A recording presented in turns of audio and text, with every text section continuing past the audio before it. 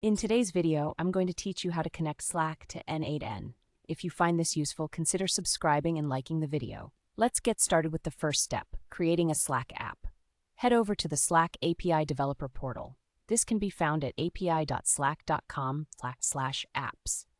Once you're there, go ahead and log in to your Slack account. After you log in, you'll see a button that says Create New App. Click on that, and you'll be prompted to select from scratch. Now, here comes a fun part, naming your app. You might want to call it something like n8n to keep it simple and recognizable. Once you've entered your app name, be sure to choose the Slack workspace where you want this app to operate. This is important because your app will need access to this workspace to function properly.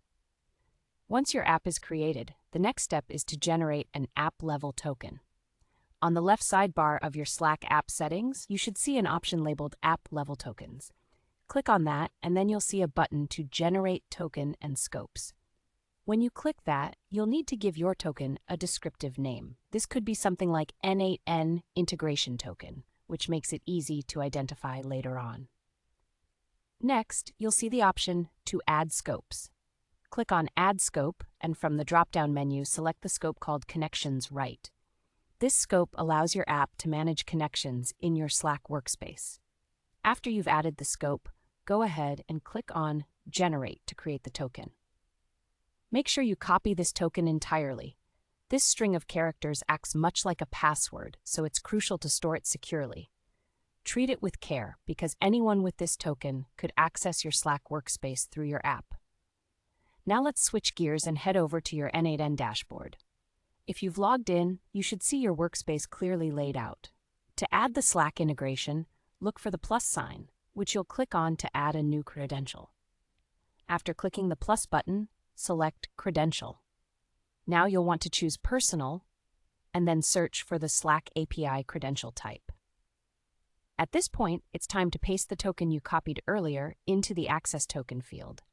Double-check to ensure you've pasted it correctly, as a small error can prevent the integration from working.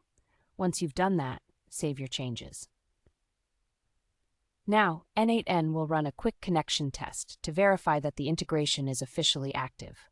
This step is vital because it ensures that the information you're providing is correct and that n8n can communicate with Slack on your behalf.